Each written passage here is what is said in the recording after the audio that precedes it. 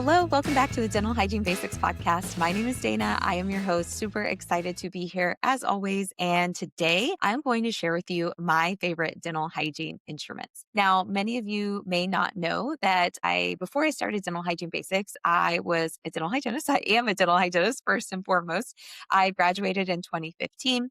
I worked clinically for 5 years in private practice before I started my transition into education. So there was a time where I was kind of temping, working in education, part-time situation. Then I eventually made my way full-time into education.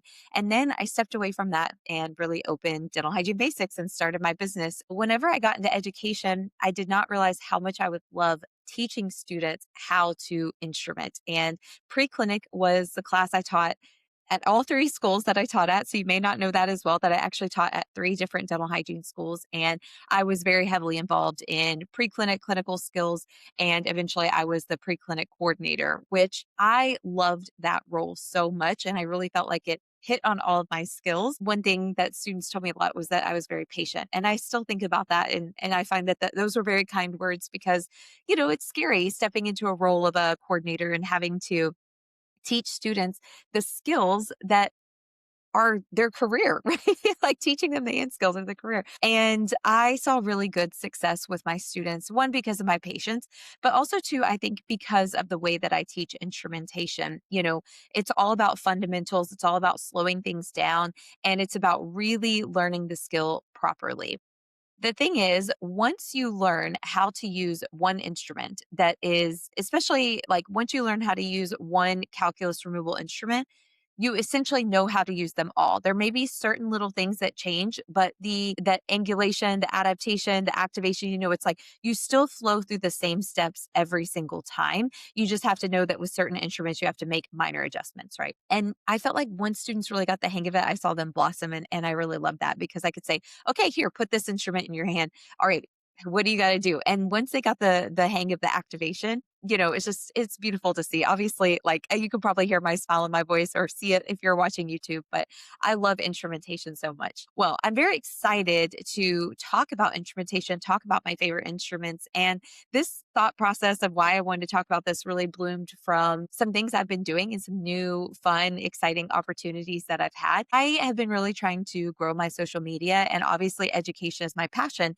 and I love instrumentation. So I bought a Typodont. I've started recording instrumentation videos, posting them on socials, on YouTube, and I have some fun projects in the works for courses that eventually will be for sale that people can purchase to help improve their instrumentation. And with that, I, started chatting with some friends of mine, my amazing friends over at PDT. You may have listened to my podcast episode with Whitney Howerton. She does amazing things over there at PDT, but I was sharing with her some of the things that I wanted to do and how I wanted to get a little bit more involved with instrumentation on my socials and the courses I plan to create.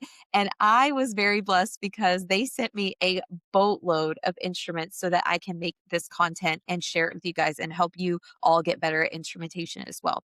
So I get this beautiful package in the mail full of all of these incredible instruments from PDT. And I was literally just fangirling over them. I was like, oh my gosh, look at all of these instruments. I love them. Like they're so beautiful. And so that really got me thinking about my favorite instruments. And that's why I'm going to talk about them today. Okay, that was a long intro to get to that point. But, sometimes the background is important. And I talk so much about you guys. And sometimes I think it might be nice for you to learn a little bit about me as well. Okay, let's dive into my favorite instruments here. The first up. So I'm really going to tailor this episode more towards maybe a traditional prophy patient. So, or maybe a gingivitis. These particular instruments that I love would be found in any of my regular cassettes. Okay. So not necessarily a scaling and root planing, although I do use these instruments when I scale and root plane because they are my favorites. So they're coming out, right? They're coming off the bench for every single game. These are my starters, I guess we could say. But with that being said, maybe in the future, I'll have to do another episode on my favorite instruments for scaling and root planing. Okay. And today I'm just focusing on hand instruments. I'm not going to be talking about powered instruments, but again, maybe someday in the future, I'll chat about those as well. Okay. So first up, I'm trying to decide, should I go first, second, third, or three, two, one? I think I'm going to start with my least favorite of my favorites. That sounds so bad. Basically, I'm going to do third place for my most favorite instrument first. Okay. So that is actually going to be the 204S. The 204S is a sickle scaler. Remember, our sickles have a pointed tip and a pointed back. They are taught in dental hygiene school that we should only use them super gingivally or just right below that papilla in that free gingival zone. But with that being said, as you get more comfortable with instrumentation, you will probably venture subgingivally. This is after school, okay? After you graduate, you will probably venture subgingivally with sickles and find that they're lovely, right? Especially to get underneath that papilla, that pointed tip is really, really awesome for getting right beneath that papilla and removing calculus right there and right underneath the contact. Now, the 204S is a little bit controversial. I find that people either love it or hate it. I like the crazy, crazy sharp bend in the shank. I'll try and show a picture of it on YouTube here. So it's got this crazy bend in the shank. I find that my most favorite place to use the 204S is on the posterior mesial surfaces. I know this is highly specific. I specifically love it for the mesial surfaces, and I like to get right underneath that papilla and right underneath the contact with the 204S. For me personally, I think why I like it so much, it has a shorter shank. So I can stand up a little bit taller on my fulcrum and really get that good 70 to 80 degree angulation to get right on that mesial surface. I just find for some reason it works for me. And then, of course, I use that on the distal and posterior surfaces as well, right below the contact. But when I'm just really feeling this instrument, it's on the mesial of the posterior surfaces. So I love the 204S for that reason. So then my second runner up would be the Barnhart 1-2. Okay, this is a universal curette. It can be used in the anterior posterior. I personally love it in the posterior. Mesial, distal, doesn't matter. If you're in your second year and you're allowed to do extra oral fulcrums, or if you're graduating and you'll be able to do extra oral fulcrums, this is my little baby. Okay. I love to do an extra oral fulcrum where I kind of lay my hand on the cheek or the chin, really get that good 70 to 80 degree angulation with this instrument and remove the heck out of some deep subgingival calculus in the posterior. So this one definitely is going to be both in my prophy kit, but it's also going to be in my scaling and root planing kit as well. The Barnhart 1-2, it has an extended shank.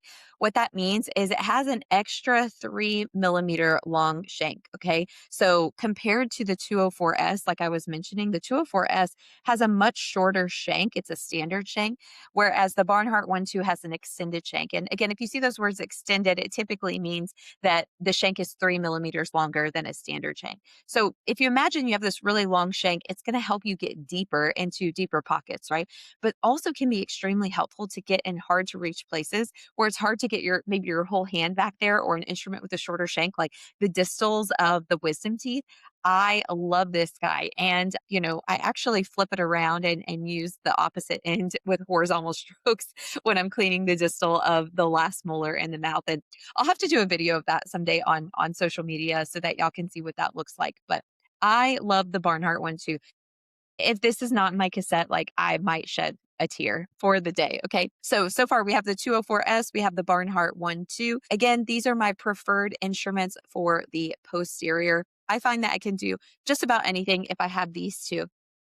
And then we finally made it to number one. My number one favorite is the Montana Jack. The Montana Jack, it's basically a contra angle sickle. You can use it in the anterior or the posterior. I love this little tiny sickle, this little tiny point, especially for the anteriors. Okay. I love to get right underneath that free gingiva, right underneath that papilla, and pop that calculus off. And then you can slide up right to where the teeth meet at that contact and just pop that little calculus off. It's a sickle, so it's going to be a little bit naturally more rigid, so better for that harder, more tenacious calculus. Again, you can use it in the anterior or the posterior. This one, notice, has a really short shank, okay? This one is not going to be going into super deep pockets. It's just not going to work. But for that classic kind of prophy patient, or that patient that has a lot of calculus just under the papilla, or again, right in that contact zone, love this silly little thing. I don't know why I call it silly little thing, but it is just it's a love affair. I'm going to be dead honest with you. Like, if I was Taylor Swift, I would write a song about the Montana Jack. That's how much I love it. And this is a fan favorite. I recently posted a video on how to do calculus removal strokes. And so many people commented on the video and they were like, oh my gosh, I love the Montana Jack. Or what kind of instrument is that? Where do I get it? But I am so happy to have my own full set now. So again, just a thanks to PDT, say, a big thank you to them, and keep an eye out on socials because there will definitely be more instrumentation videos coming out. If you want a certain video, just shoot me a DM, shoot me a message. I'll add it to my list of videos to start recording on. And if you're struggling with instrumentation, please feel free to reach out to me. I do virtual instrumentation tutoring. My students that I've done it with, they've really enjoyed it and they've gone to succeed on their ADEX and their credits exams, but also on their competencies as well, which is amazing. So anyways, I hope that you enjoyed hearing about my favorite instruments. I'm going to give my honorable mentions. These I think are actually in a different class. I would say my favorite exploratory instruments. We cannot forget about the 1112 Explorer. You have to have an 1112 Explorer in your cassette. You just have to.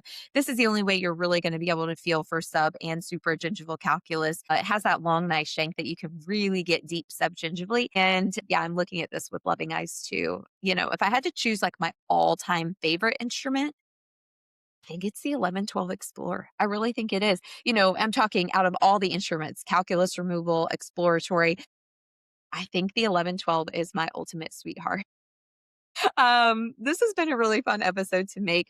I would love to hear what is your favorite instrument. Send me a video of you using it, or if you want some feedback, send me a video of you using it, and I'll give you some feedback. All right, everybody. Well, thank you so much for tuning in today, and I just hope that you are doing great and a little bit of motivation. I know instrumentation is tough. This is a busy season. Things are hard, but you've got this. Keep going. I'm rooting you on, and we are all here for you here at Dental Hygiene Basics. All right. Thanks, everyone. Have a great day. Best of luck on your journey. Future registered dental hygienist.